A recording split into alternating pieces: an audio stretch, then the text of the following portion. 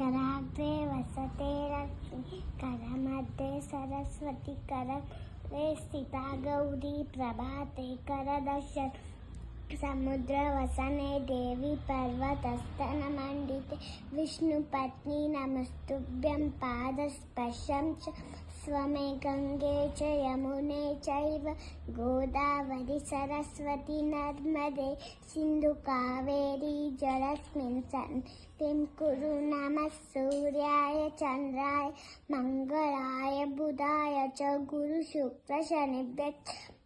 राघवे केतवे नमः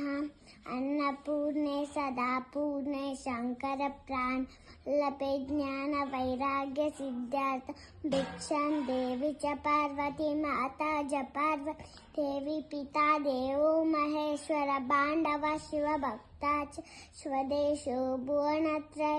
ओम श्री अन्नपूर्णाय नमः शुभं करोति कल्याणम् आरोग्यं धनसम्पदः शत्रुबुद्धिविनाशाय दीपज्योतिर्नमोस्तुते दीपज्योति परब्रह्म दीपज्योति जनार्दन दीपो हरति पापानि सन्ध्यादीप नमोस्तुते।